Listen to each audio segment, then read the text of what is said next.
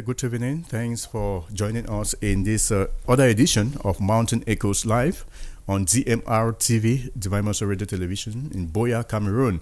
I'm excited that you are there watching, and I am Jude Mbako, your host. Tonight, we are going to be talking a religious issue on the program.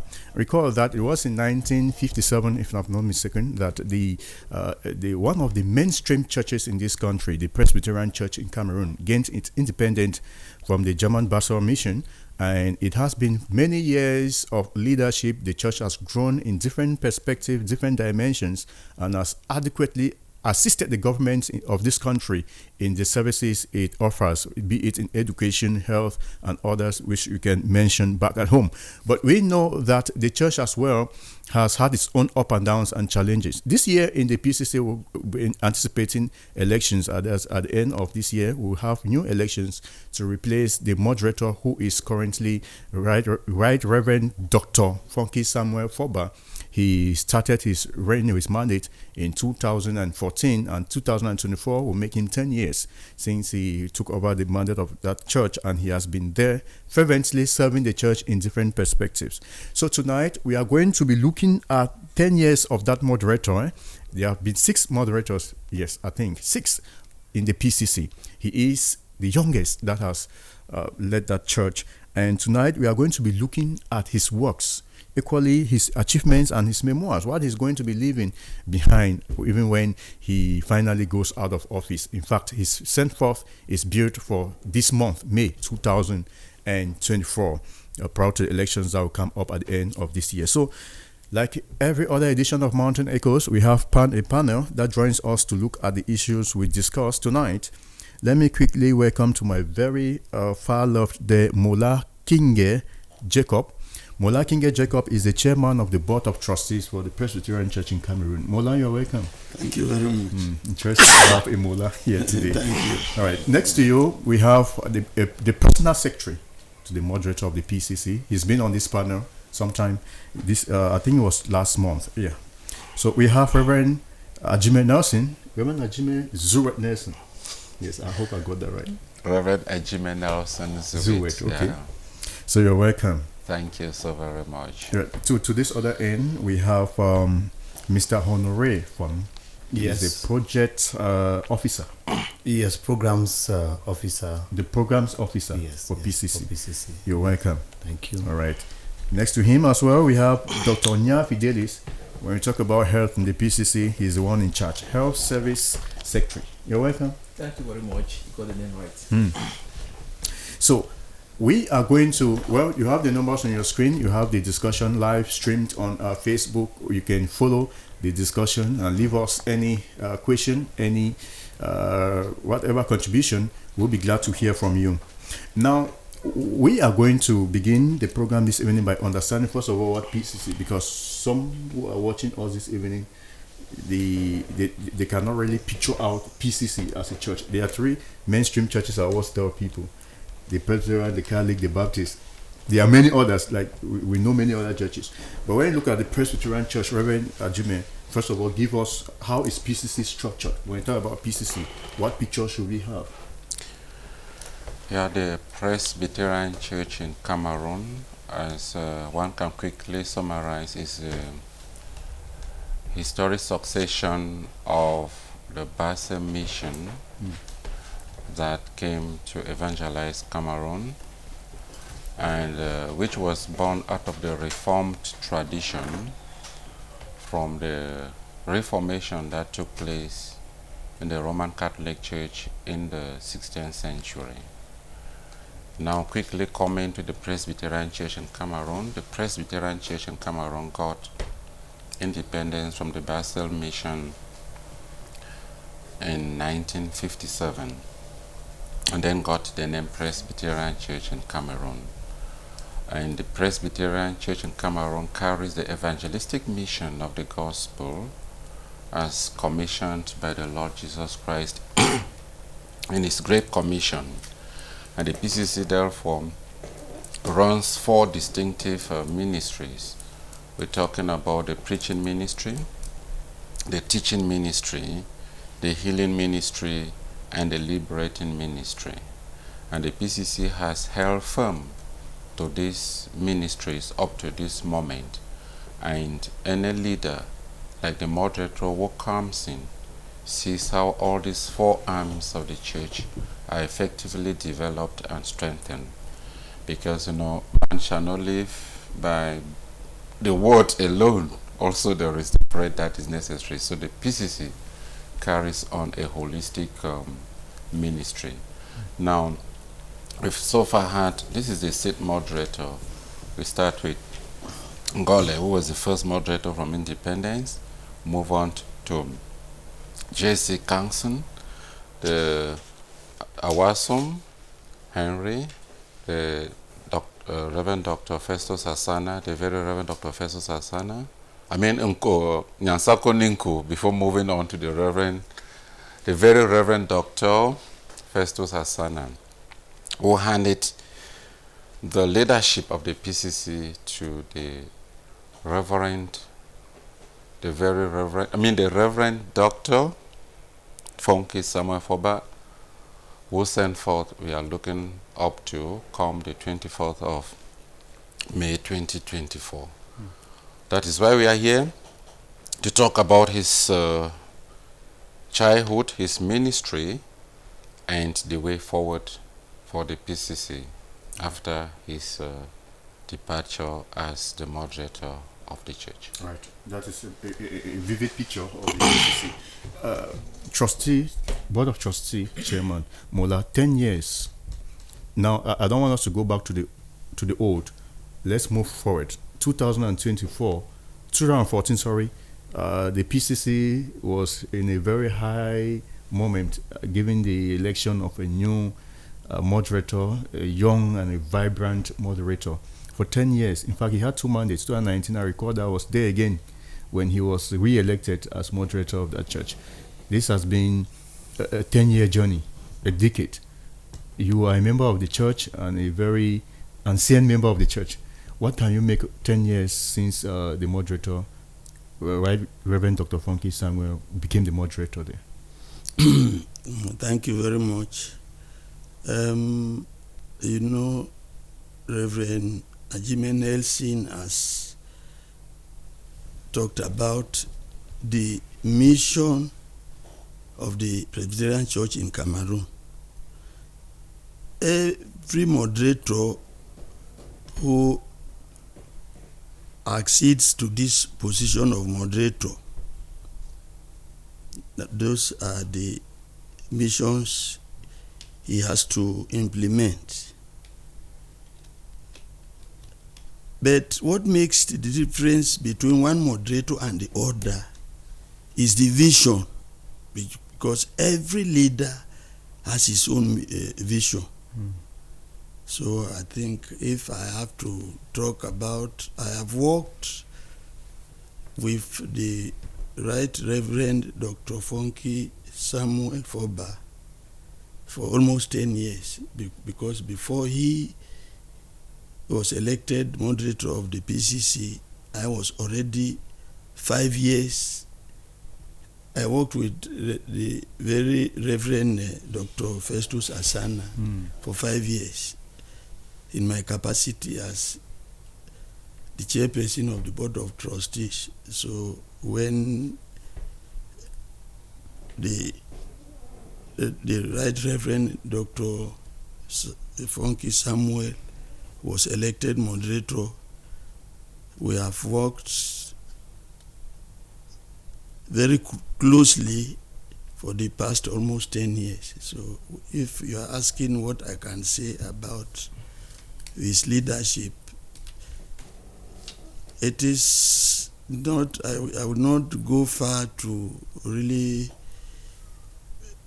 say that he has been a visionary leader in all domains, as the various heads of departments are going to tell us. He's a visionary leader,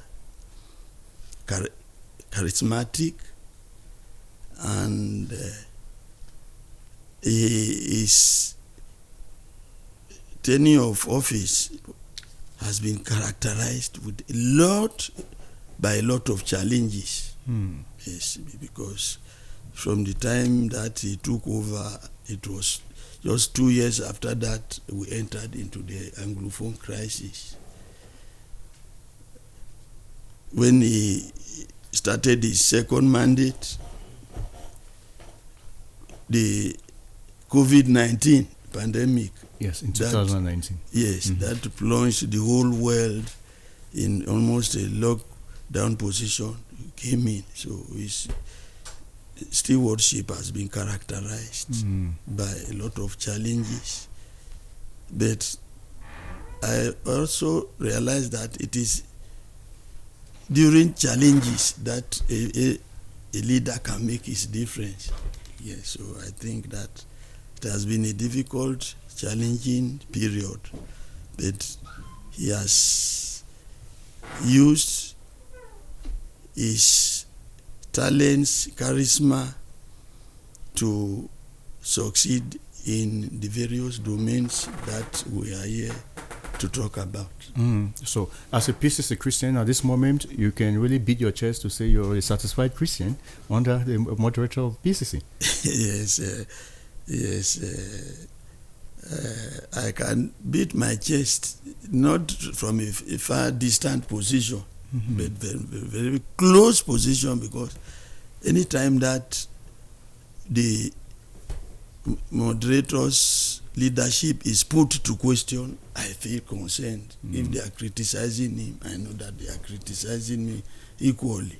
I bear the responsibility because I have worked very closely and I have been in a position, more or less an advisory position, because most of the decisions which the church takes go to the board of trustees.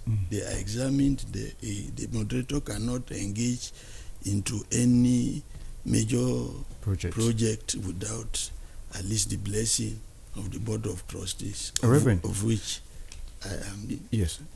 How big is the PCC? Because at the moment, because I used to, if you say in 1957 to date, that should be about 60 something years. Close to 70 years. Right. So how big is the PCC in terms of its coverage and in terms of its organizational setup?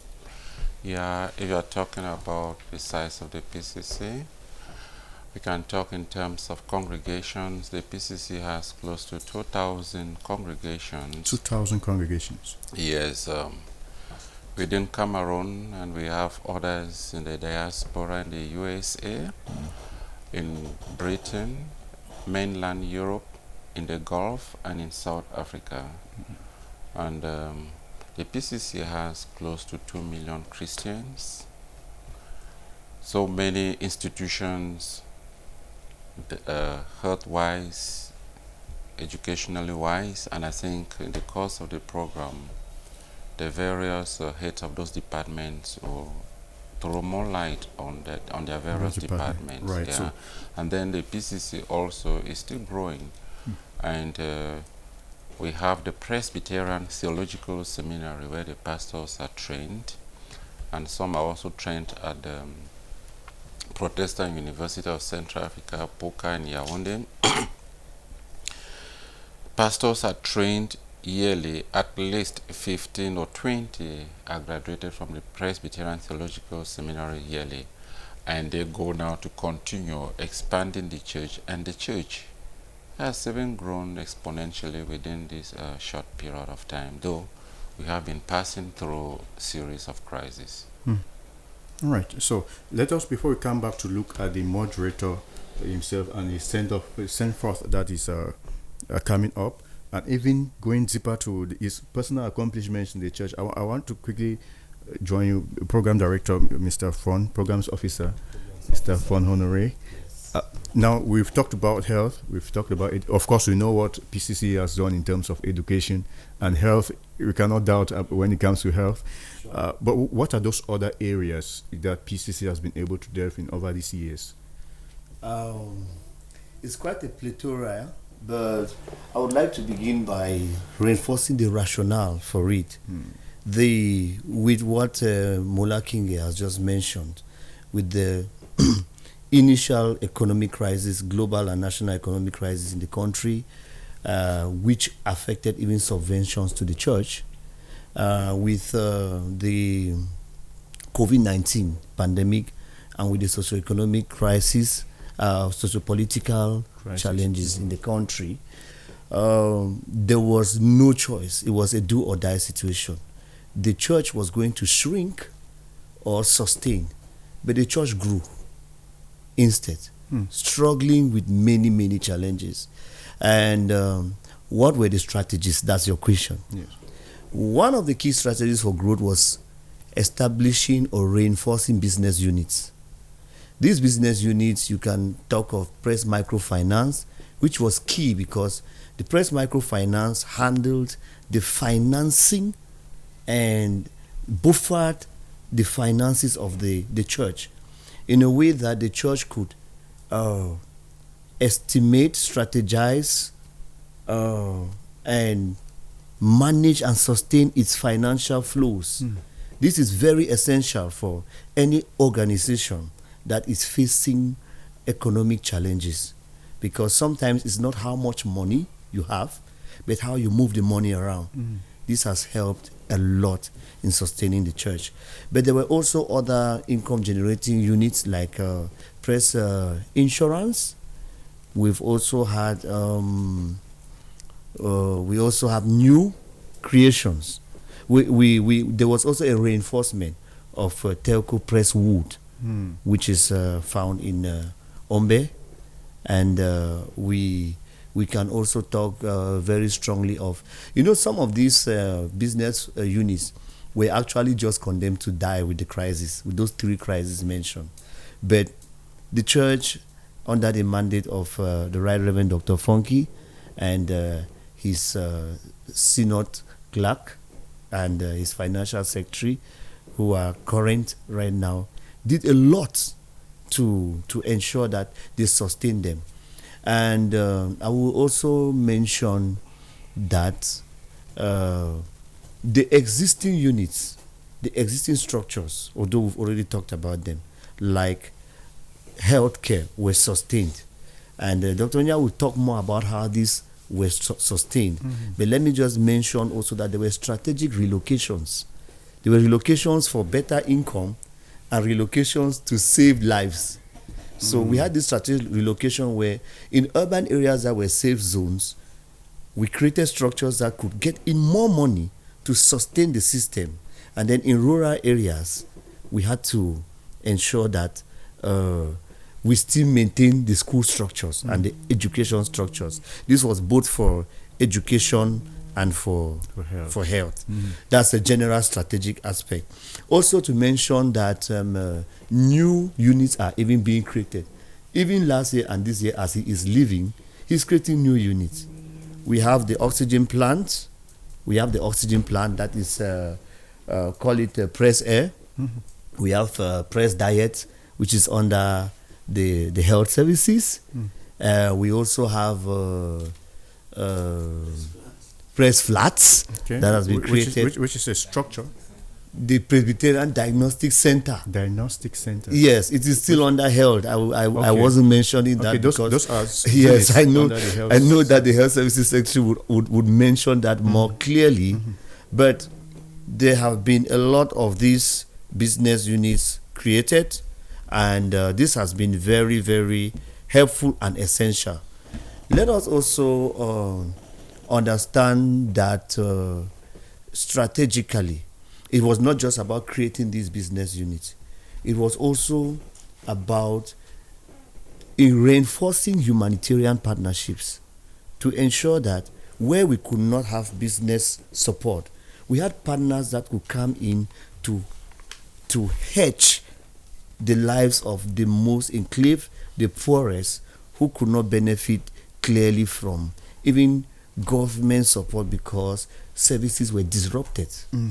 Some could not even benefit even from international humanitarian support, because those humanitarian support, those services were disrupted by maybe by insecurity, by poor access to road networks, etc. But remember, PCC has churches almost everywhere in the Northwest and Southwest region, and in many regions out of the Northwest and Southwest English-speaking regions. So we had programs for embattled populations who needed to survive, and we also had programs for displaced populations who were in the overflow, like those who went to the West. Even refugees that went to Nigeria across the borders were directly reached by the PCC. So I would summarize by saying there was a reinforcement of traditional structures like schools and health services. Then there was a creation of business units to redynamize. And then in the creation of business units, there was strategic financing by the creation of Press Microfinance that redynamized the entire financial structure of the church. And then on top of that, now we had humanitarian outreaches with a lot of support from both our development partners, and not forgetting the development department, which is not directly represented here today. But we had a lot of support from development partners and humanitarian partners. This is how the PCC, partly how the PCC actually runs quite a number of services.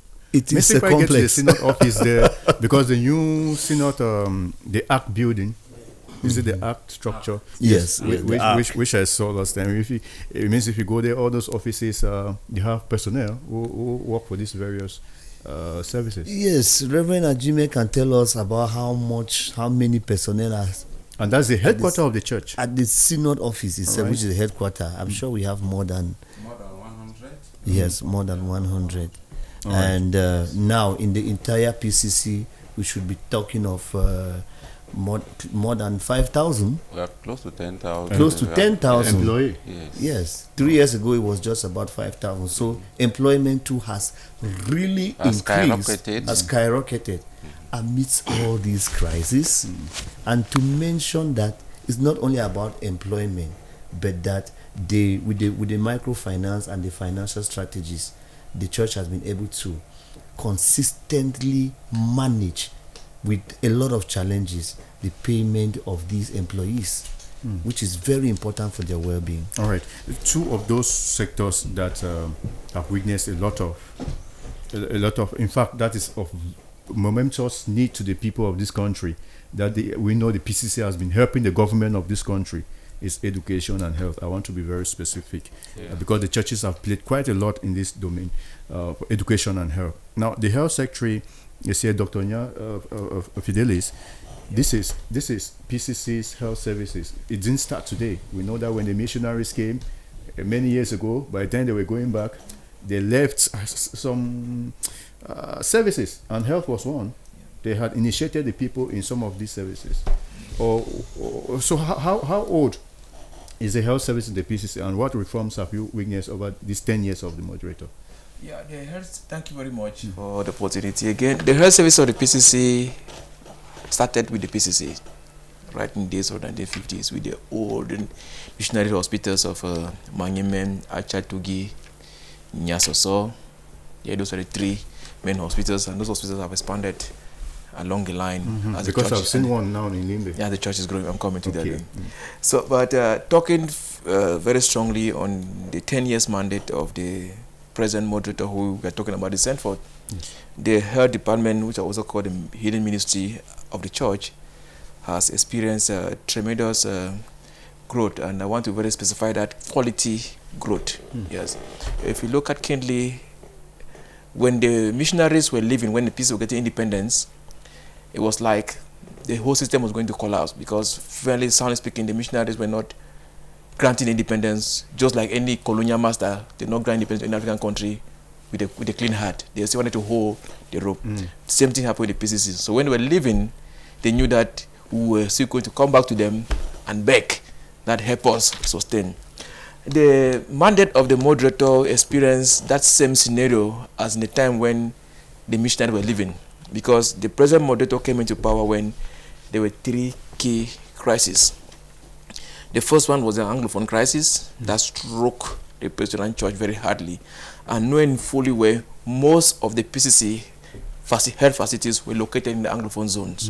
Very few, we have just one spotted in the French zone also, which means that with this crisis, and we all know, most health facilities closed down. The government facilities in those hard big areas closed down. PCC was not exempted in those ones.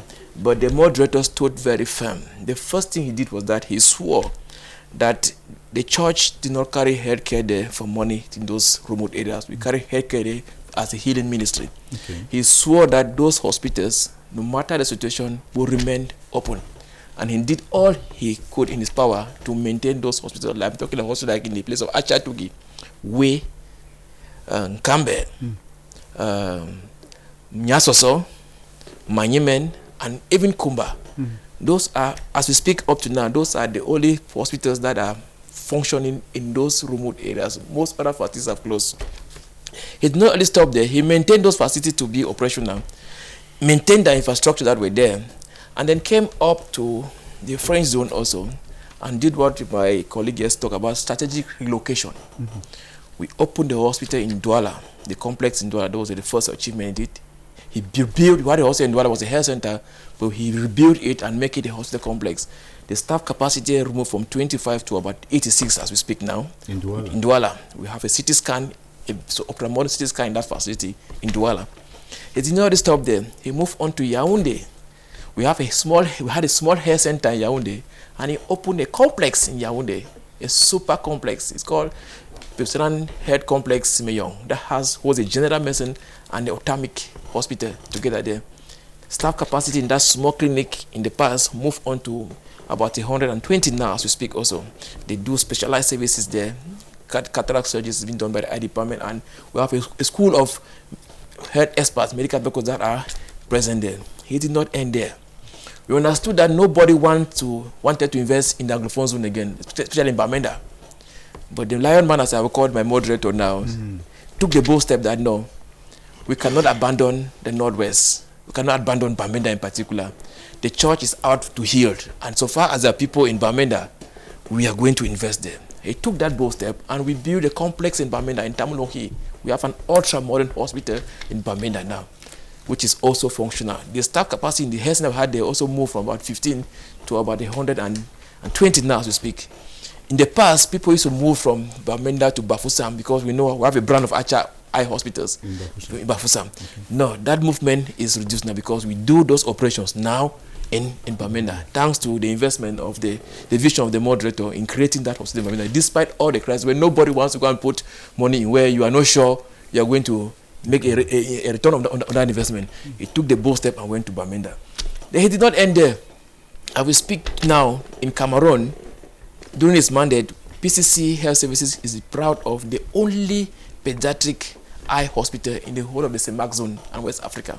That's located in Limbe. It was also constructed by the vision of the present moderator. You say pediatric? Pediatric eye hospital. Which means? It's the only eye hospital that is specialized in children eye care. Okay. Yes, it's a pediatric eye hospital. It's the only one in the whole Semak zone. It is located in Limbe. It was all constructed, developed by the present moderator.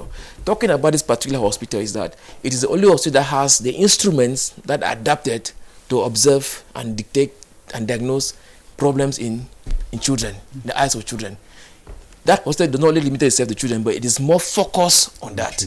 Yeah, and then if you look at the health service also, we've done a lot, under his mandate, we've done a lot of capacity building. When I talk about growth, I talk about quality growth. We've done a lot of capacity building for the personnel in health services. We have a lot of people that have been sent out for scholarship training to train and come back and boost up the expansion in which the church is engaging on. We've talked about equimentation. If you go to a hospital, like I just mentioned, the CT scan, the CT scan was bought in the PC Health Services under his reign.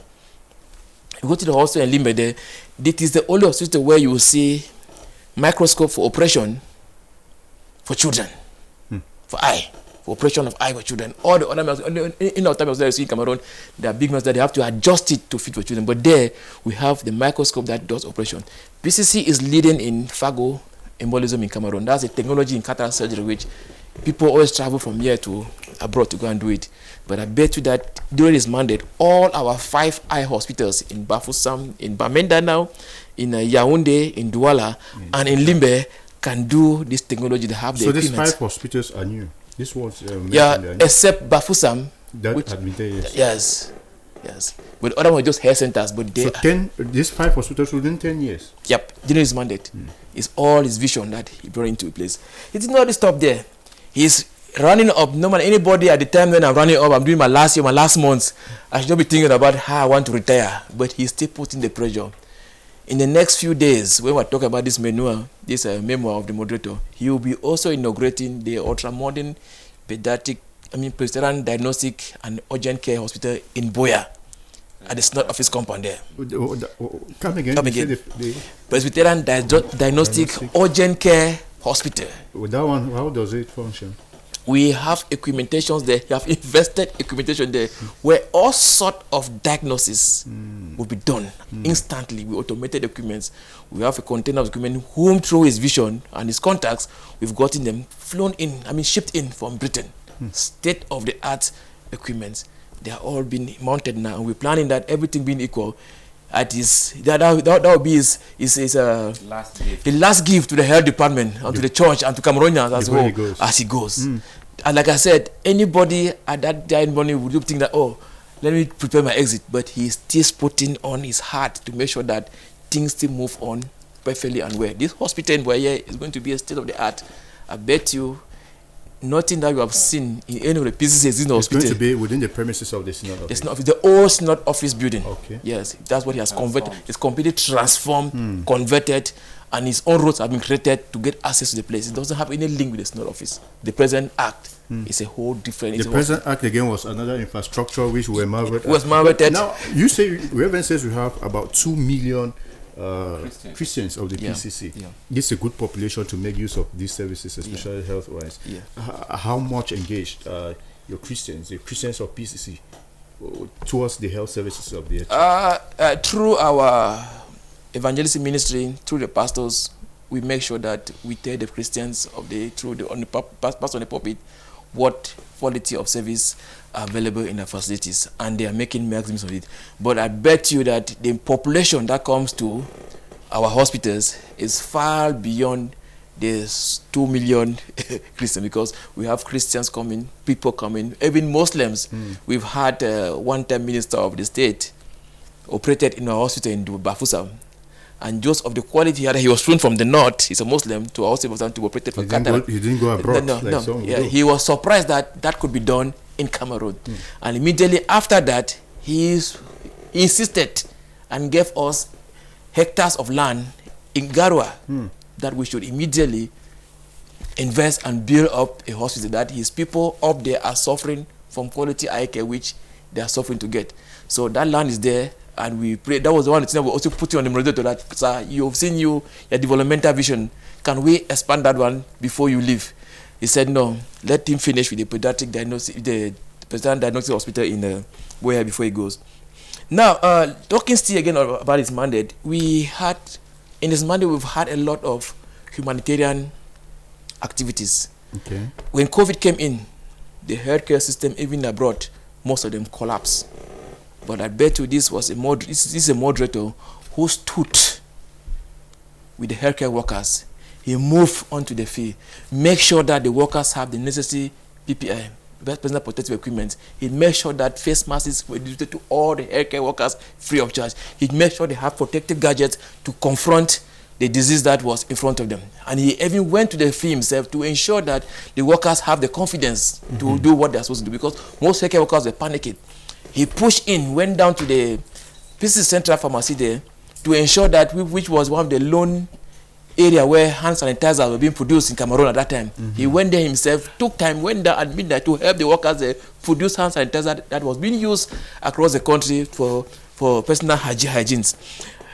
Despite that, the Anglophone crisis on its own part also have put in a lot of people as IDPs. And also, through the health department, through our Presbyterian Rehabilitation and Community Center in Kumba, we were able to run a project which was all his vision, that let me go out there and explain that there are disabled people who are always neglected during crisis. Because when they are shooting, anybody can run with, but somebody on a wheelchair cannot run. That person is a victim. So we have a program which is currently running on now for disabled people across the southwest, which is only run by the PCC, to fish them out, help them up, give them wheelchairs. Some have been meant to creep out of where their niche are, and I found themselves in different regions, in different areas where they don't have their normal wheelchair. So in this program, we make sure we provide wheelchair to them, provide food to them, because they can. Any normal man can survive with just 2 legs and 2 hands, move around and do hustling. But the disabled people that have been displaced is more compound. So those are people we are reaching out to help to them. We also heard about the incident that happened in Manfe, where in the Gweko, where there was a killing or slaughter in the village also. Where such things happen like that, we have a lot of mental torture and trauma on that community. The health services through the mental health department, which was also developed during his mandate, intervene and make sure that we give what mental health counseling to those people that have been victimized, and we follow up on them very critically. So if I have to speak, I will not even be able to end, because the things are so enormous. Yes. So, all right. Now, I want us to, because I like the analogy you've made so far with the number of hospitals that have been created within this time, or this moderator.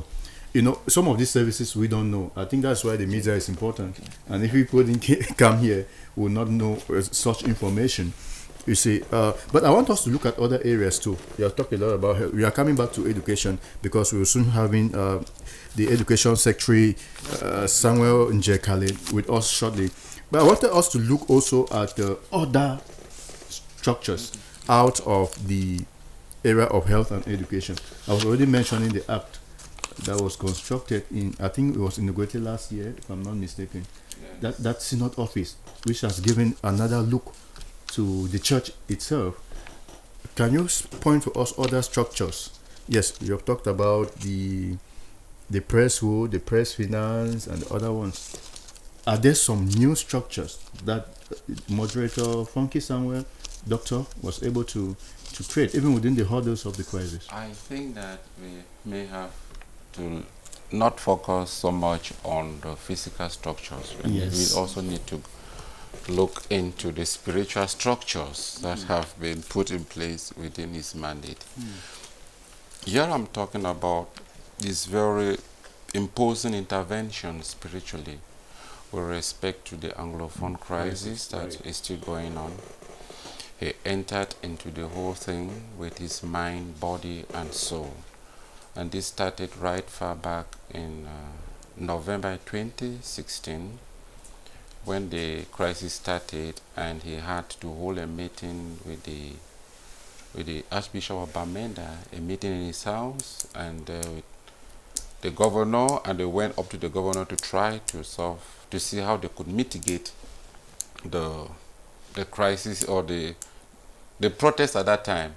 Since then, he had been very involved, and with the advent of the crisis, he's been encouraging the Christians to send pastoral letters, calling for retreats, calling for prayers, and when he came in, he initiated what we now have in the PCC, the 40 days of Lent, a journey to the cross, where the PCC, though that was done sometime before, but it was not a liturgical exercise, so he came, organized it, and it became a compulsory spiritual exercise for retreat and prayer for all the Presbyterian Christians who observe the 40 days of Lent now in a more organized and in a more liturgical manner.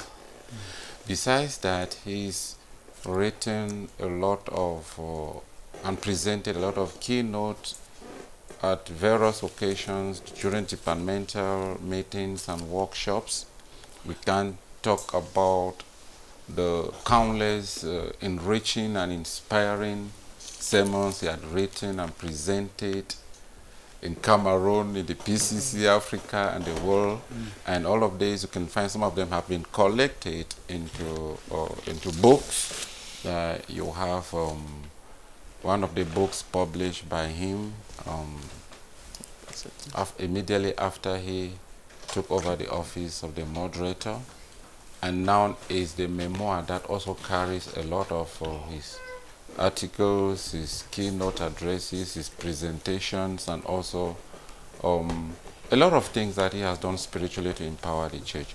So we may not only look about the exploits physically, the physical structures, but we look at the exploit spiritually. And that is why we can say without fear or favor, that despite the challenges that the PCC Christians are facing, they still remain very committed to their church. Because I want to say they have been adequately, or they are being adequately fed spiritually. And the pastors, the training of the pastors has taken a very strong dimension. He's encouraged a lot of the pastors in the era of scholarship. As we are talking, there are more than 10 PCC pastors who are out there studying on PCC scholarship. We are talking again, he had expanded the scholarship base of the PCC. Before he took office, the Presbyterian Church in Cameroon was offering 2 scholarships at a time, scholarships to pastors, children, and the poor and needy.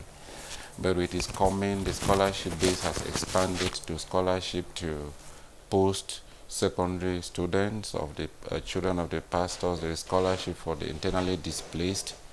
Within the PCC, there is also scholarship for in training for various staff within the different departments for empowerment. So he's done a lot in that area in terms of scholarship, in terms of spirituality, in terms of humanitarian activities. With the advent of the crisis, a lot of funds were mobilized to attend to the internally displaced persons and also those who were displaced and they had to take refuge in Nigeria. The moderator had himself to go to Nigeria on 2 occasions to meet Cameroonians, not only PCC Christians who were displaced and were now refugees there, to attend to them financially, spiritually, and also materially. And a lot of that is also being done internally, where the entire PCC was mobilized and funds we raised close to 100 million, and things bought in kind and also finances. And in monetary terms, these people were assisted. And the program and the project for assistance to, humanitarian assistance to persons internally displaced is still going on within the entire PCC. At the local level, the different congregations are doing it. At the presbytery level, the different presbyteries are doing it. We're talking about a church that has 31 presbyteries within Cameroon. Then I already talked about the ones in the diaspora. So the PCC, and also this is the first time that the PCC has effectively posted a pastor to function in the diaspora and being paid from the PCC back home. So you see, when we leave aside the infrastructural development, we go to this other area. You see, it's a giant achievement person, a man of God who came in and has expanded the church beyond what we expected. And we can only give glory to God that during such a moment that the church was going to face, or maybe to get down because of the crisis, he gave a leader who rather took the church to higher heights in the midst of all the challenges. It's something worth commending. All right. So I'll come back to you to understand, because it's an election year in PCC, and we also want to know how the event on the 24th of this month will look like. I'm talking about the send forth of the moderator. Okay. We have talked so much, and well, his time is over, and that's nature. That's the constitution of the PCC. So I hear now. But one area too that PCC has been very fervent in is the education sector. And here we have Mr. Samuel Njekale. I've known that name for long, as far as PCC is concerned with education. And this is a sector that was at the fore of the crisis in the Northwest and Southwest region. Because when this thing started with the teachers and lawyers, I remember that schools were highly hit at the point. And of course, PCC schools were touched in the Northwest. I recall that some time ago, I was in the Northwest to do a report in Bafut, one of your schools in Bafut. These guys had come and gathered all the students away into the bush. So it was a very difficult moment within the crisis context for the schools in the Northwest and Southwest regions. You are the PCC's education secretary.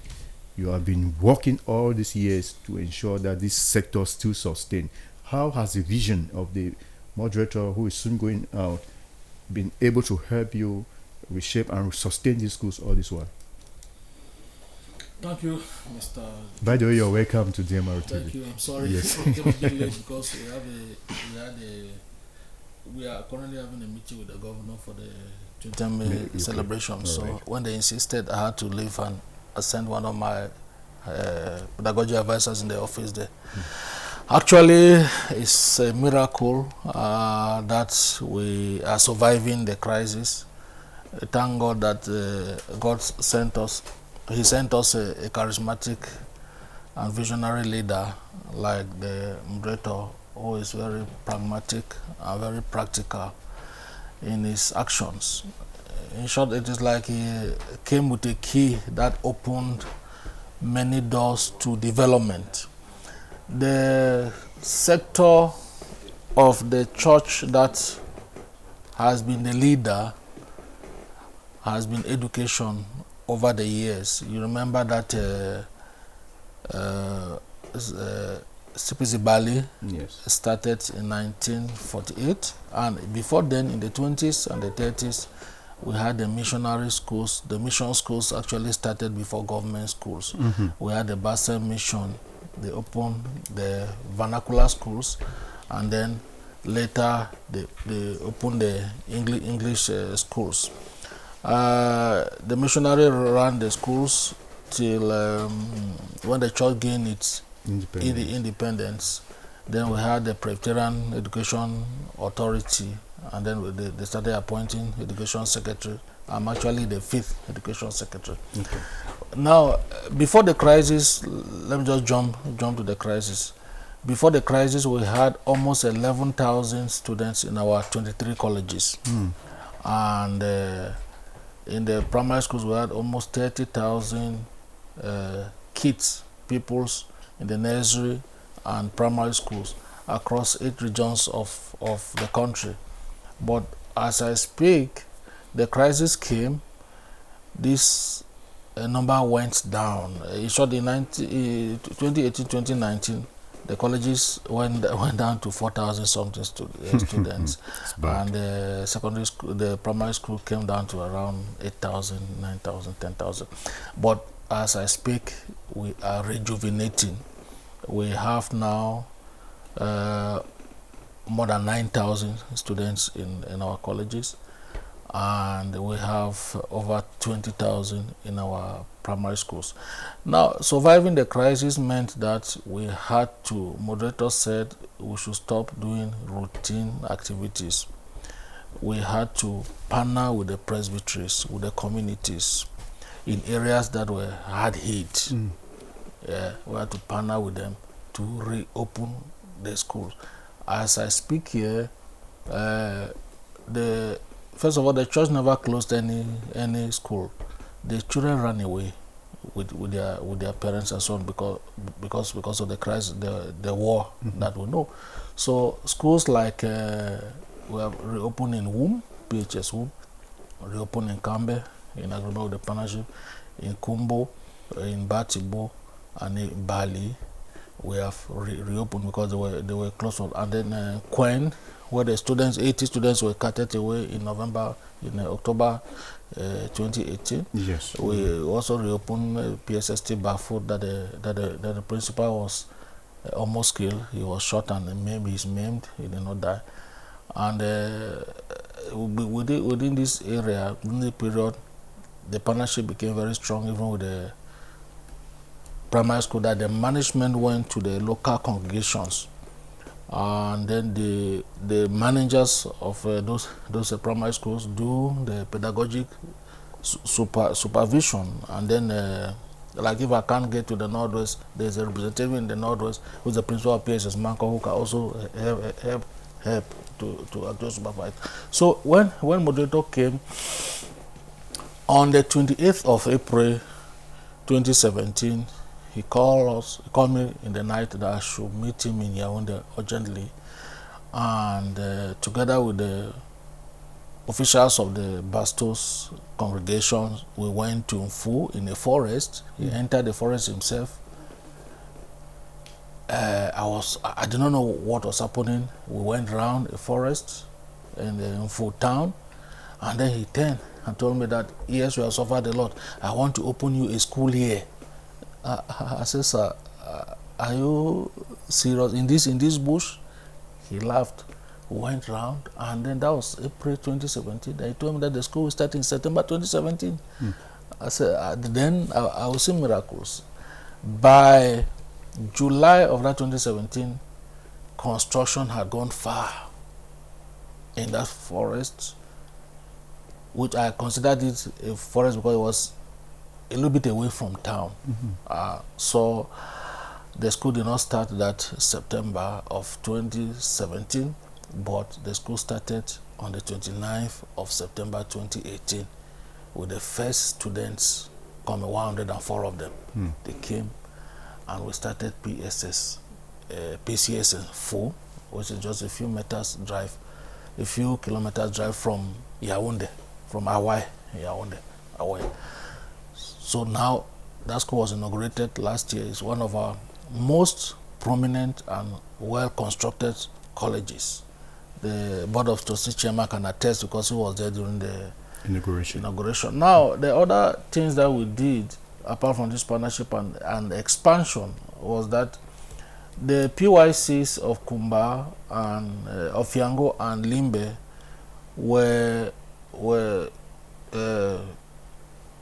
were transformed into PCHS, Presbyterian Comprehensive High School, and it pumped a lot of resources there by modernizing the structures. So we had now another college in Limbe to add to PGSS, and another college in Kumba to add to PHS. Scholarships also came in. We have what we call the empowerment scholarship. That's for poor and needy children that are intelligent. It had been there, but it expanded because we realized that the parents were now poorer because of the crisis. We also have a IDP scholarship. It's a fund that the moderator worked with some partners, with the scholarship secretary here present, to make it work. We also had a lot of debts with say NPS and taxes that had accumulated over the years because of the war, and so he devised a means that we had a moratorium, a second one, to reduce those roads to government officials to see how the CNPS debt can be reduced. Your education sector, the college, can tell you how we are battling with the debts. So he devised a means so that the debts can be reduced. The Presbyterian Education Authority maintained its outstanding excellent results that you know.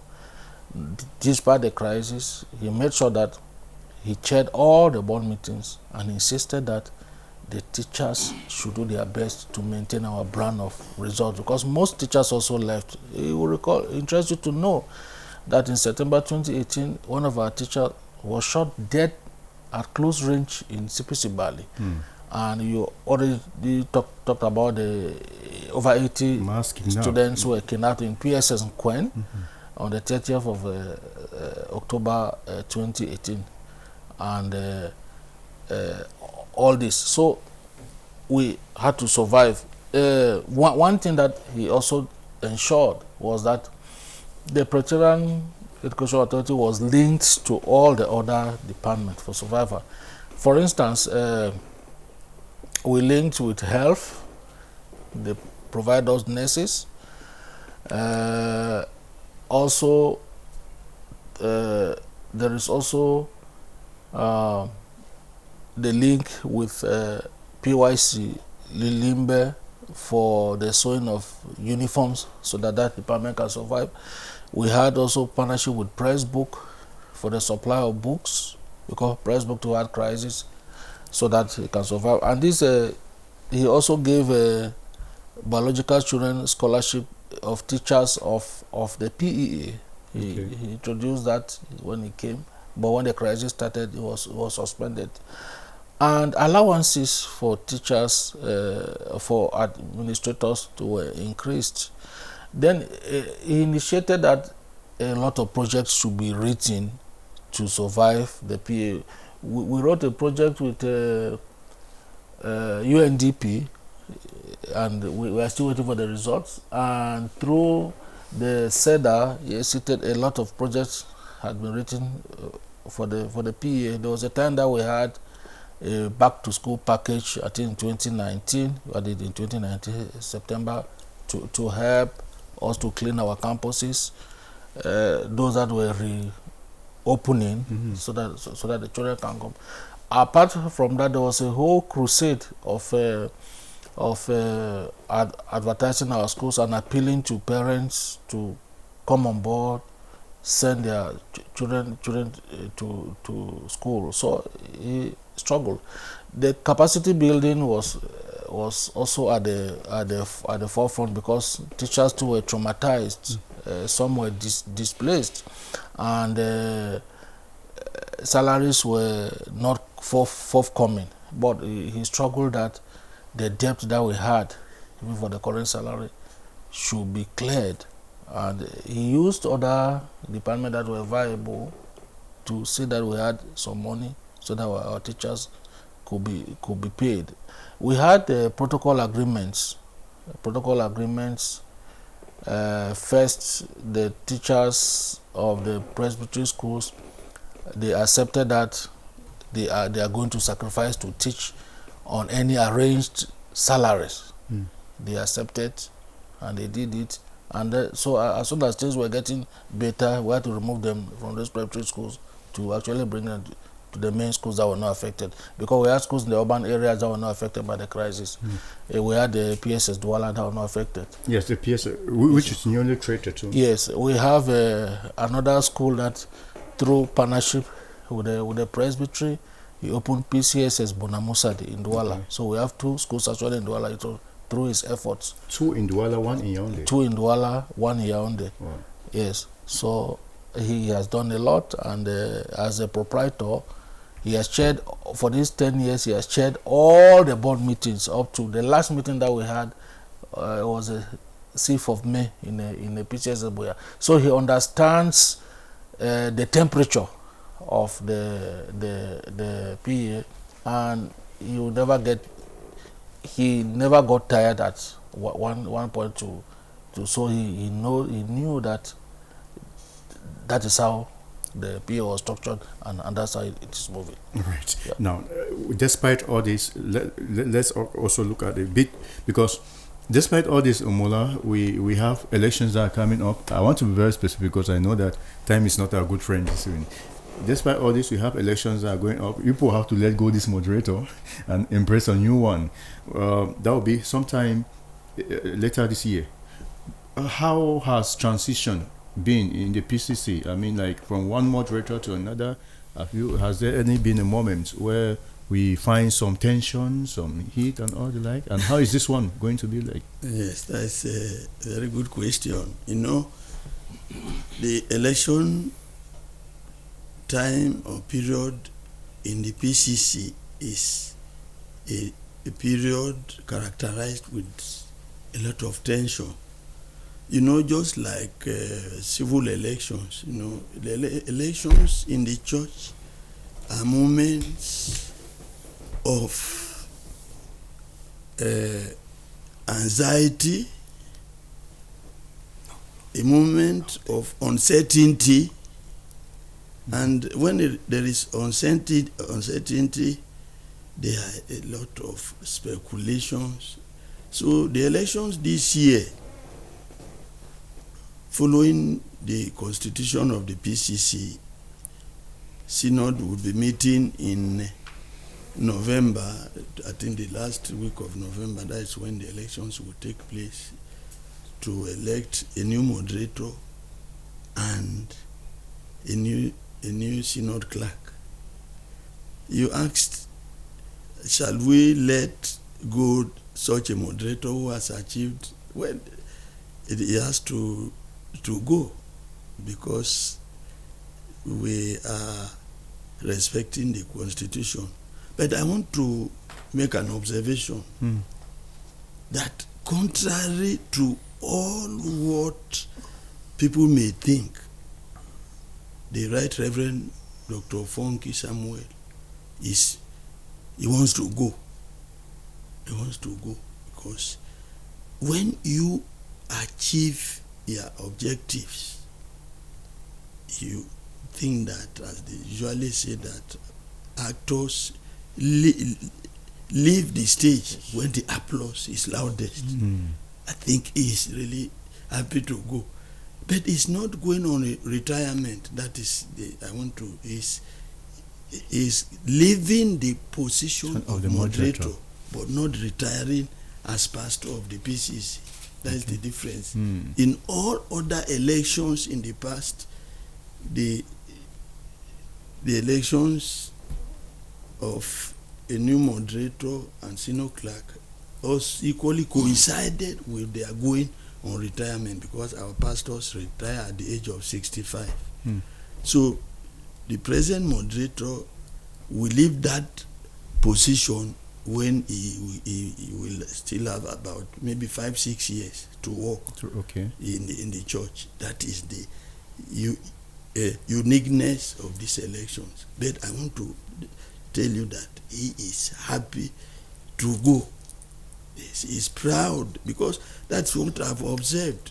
When any leader who makes a substantial achievement, an impact, he who impacts the community to the level which the Right Reverend Dr. Funky Samuel has done, would like to go. And yes, I think he is a happy man to live, and he wants to create a smooth transition, because I've told you that elections are usually characterized, yes, by a lot of tensions in the church. But when that happens, I think, in my own opinion, to my mind, I think that I perceive that he wants to live and create a smooth transition for those who will take over the church. Talking about transition, I already know that on the 24th of May this month, his send forth is already programmed, and that event will take place at the Synod office. Exactly. Yes. Why is it coming early enough? And how will the day look like? Okay, the send forth has been programmed for the 24th of May. We are talking that's about not up to 2 weeks from today. It has been programmed quite early enough so that the church can have enough time to concentrate on preparation for the elections that will be coming up in September and in November, so that these two huge activities do not clash. Okay. And also to make the public, because there have been some voices thinking that maybe the moderator is trying to play a game and still stay on. It is a direct red yeah, meanwhile, that is not what is in his mind. Like the chairman, board of trustees just said, he is very ready and to quit the stage. He's done enormously, and I think the church will continue to move on, and God brought him at that moment that he was much more needed, and he's done just that, and feels that he should also prepare himself to quit the stage for a new moderator to come up.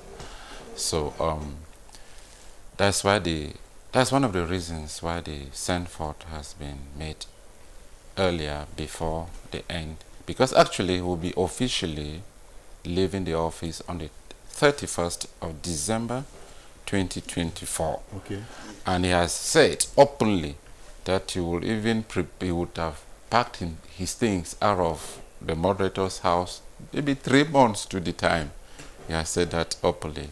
So you see the mind of somebody that is willing to, after having achieved much, is willing to quit the stage for some other person to come and make his own contribution to the growth of the church. After all, we are all servants in the Lord's vineyard. Yes. He calls and uses us as he wants, and once it is time, as per our human decision articulated in the Constitution, one should honorably leave the office with his head very high, like the chairman said.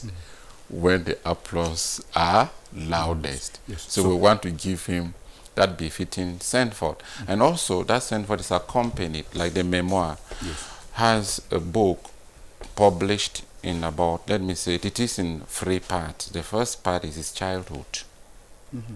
The second part is ministerial exploit. And then the second part has to do with what people know and have said about his person, his ministry, his works. And the other part has to do with PCD messages, meaning that he had effectively written 10 PCD messages and had written and presented a lot of keynote addresses during various meetings and occasions within and outside Cameroon. And also there are some pictures, and there is a documentary of the memoir which is in 3 parts. There is one video, yes. Great. I think sooner or later you'll be having it. Yeah. There is the one that is 15 minutes, which is a summary of the memoir document, which is about 420 pages. It's quite a huge document. It's a research document. It's a raw material for research, for researchers who may want to carry out some studies about the works of the moderator. And then there is also the second documentary, which is about an hour, and then an exhaustive one, which is about 9 hours. So it's quite the content is there. Yeah, enormous work that we have tried to do. So this 24th of May, how will it look like? Okay, now before the activities on the 24th of May, we are previewing a sporting activity on Thursday the 23rd. We are thinking that the synod office staff may have to engage a kind of games with pastors of the Fakod North and Fakod South presbyteries. And then on Friday the 24th, which is the day proper, we think the population, the Christians should be arriving by 8 to 9 a.m. We're expecting the population, and then we by 9 to 10 the clergymen should assemble for the service, and the part 1 of the service will be a solemn service, praying for the moderator and thanking God for his work and praying for the church as well. Then part 2 will have to do with the launch of the memoir, the document, the book, and also the projection of the documentary. Yes, that's how the program in a nutshell will look like. So all this will be at the venue is the synod office? The synod office Esplanade, which we commonly call the FS Esplanade. Okay.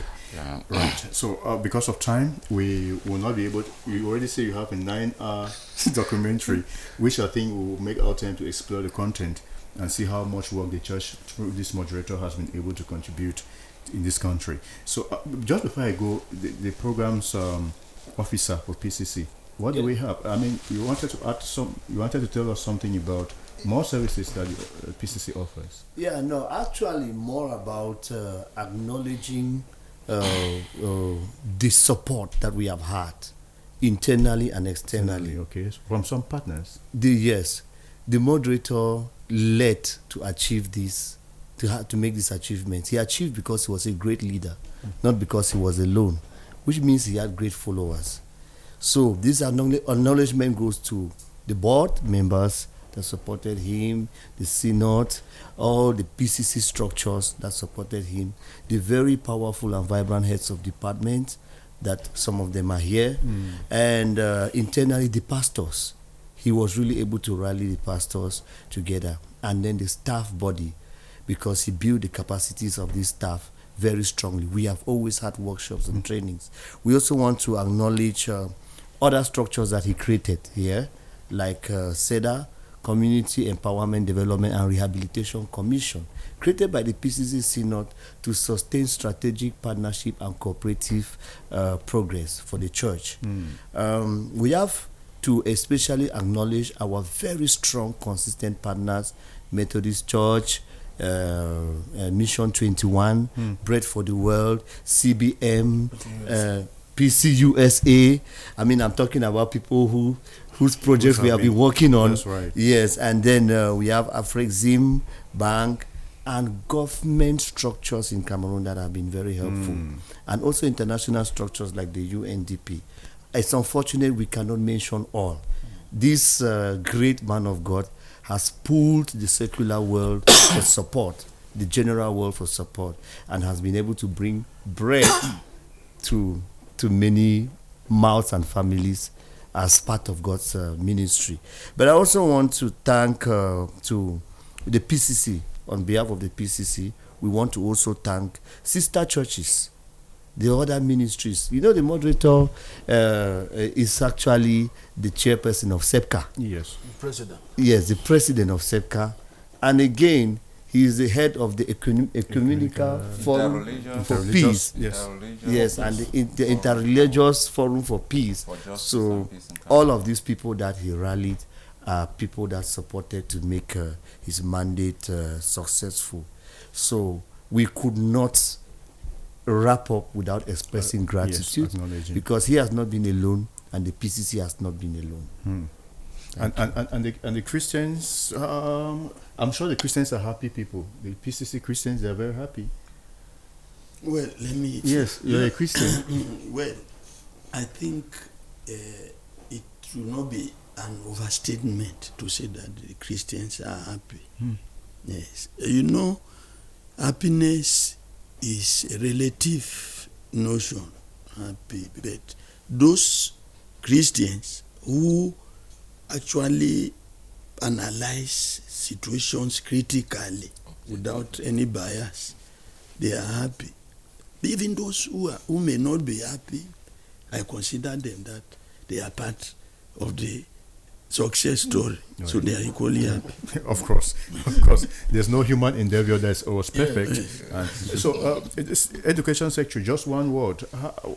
If the moderator is living today, if he's living, what will you remember him for as a person? I remember him as a very outgoing person who is very generous, and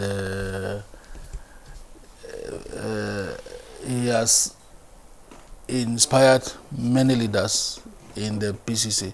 The reason why I'm saying this, because he came to office relatively the youngest moderator, and now that he has succeeded, many more young pastors are interested in the office. Right. Which means power is coming to the youth. So definitely, I'm sure within the course of this celebration, right through to the end of his mandate, December 31st this year, we definitely, as a team of GMRTV, have time to come and see the moderator and maybe talk with him for him to really tell us one-on-one too what he feels about life and other things about the church and his achievements. So I want to thank you, gentlemen, for the time you've taken to be here today. Thank you. Mola Jacob Kinge, thank you for your time. Thank you. Yes, that's the chairman of the board of trustees for the PCC. We equally have the personal sector of the moderator. This is a person who knows everything about the moderator. And thank God he was here. I'm talking about Reverend Ajime Nelson. Reverend Ajime, thank you for your time. Thank you, Mr. Juto, for your time and for having received us. Mr. Honore Fon, the programs officer of the PCC. You have a lot of work with all those offices, design programs and all that. I know how equivalent it can be. And I recall there was a program 2 years ago. I attended the program with you in Douala. Oh yeah, very resourceful person. Yes, I remember. Yes, so thank you for having time to be here today. My pleasure. Mr. Samuel Njekale. This is not a strange name for those who know education in Cameroon as far as PCC is concerned. So thank you for your time today. I'm honored. God bless you. Yes, we equally had the health service secretary who was with us here, Dr. Nya Fidelis. So I want to say thank you to him too for coming, and to all of you PCC Christians, thank you for the job you've been doing to keep your church, and the moderator's works have been very successful over the 10 years of his mandate. We can just say that on the 24th of this month, May, you should be able to be part of the history-making event at the Synod office to send forth your moderator as we anticipate elections at the end of this year. That's how we saw it on Mountain Echoes. We'll keep updating you as far as PCC is concerned and its activities. I've been Jude Mbako Monyo. Thank you, Kindness Njogo, for your production this evening. God bless you. Stay on with us.